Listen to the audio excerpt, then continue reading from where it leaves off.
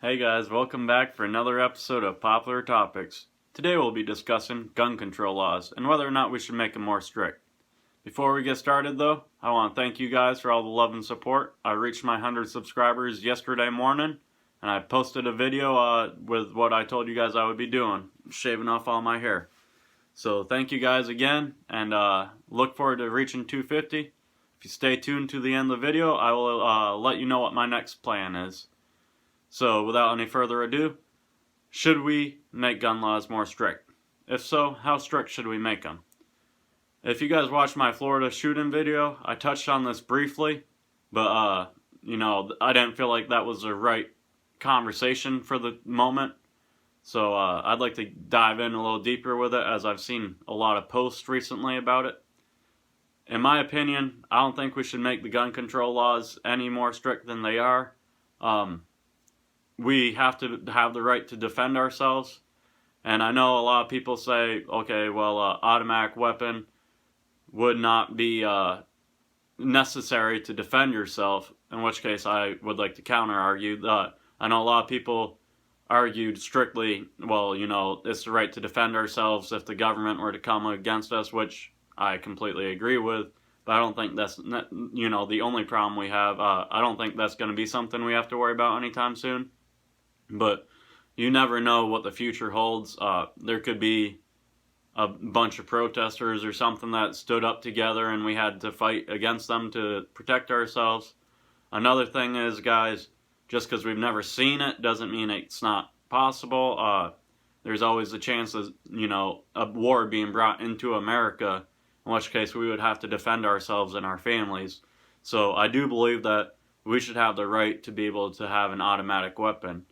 On the flip side of that, I do see, there are some people who are unstable that probably shouldn't have a gun. I don't think that we should make everyone go through a test or background check or something to be able to possess a gun. But I think that we definitely need to start the conversation about things like that. A lot of it, the things like the kids going in schools, to an extent, we need to be doing the best we can to avoid that. You need to not be leaving guns unattended around your children in general. I won't let my kids be around it, like I said in my previous video. So, as far as that's concerned, we need to be smarter with what we do with our weapons. We're all adults that are, saying that we have the right to possess our weapons, so being an adult that has the right to possess a weapon, we should lock it up.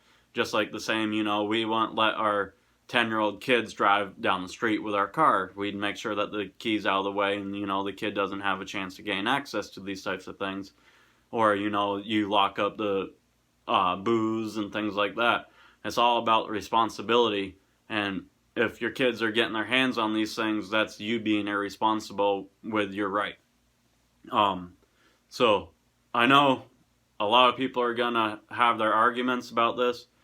There's, one of the biggest things is some of the higher crime rate cities, the ones that have the most shootings, are the ones with the strictest gun laws.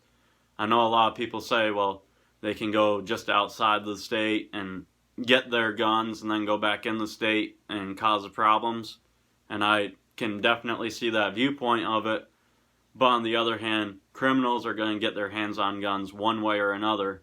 So, taking away the guns, all that does is stop the law-abiding citizens from having a chance to defend themselves against these people. I saw one video where a woman was talking about how she was taken advantage of on a college campus, and because of the fact that the college campus prohibited weapon use, she wasn't able to protect herself. And she said that if she had the ability to protect herself, that she would have been able to stop the guy from going on to the next victim. And the next victim that he went on to, he ended up killing in the process as well. So, obviously there's no guarantee she would have been able to take care of that guy. We never know how we're going to react until we're in a situation.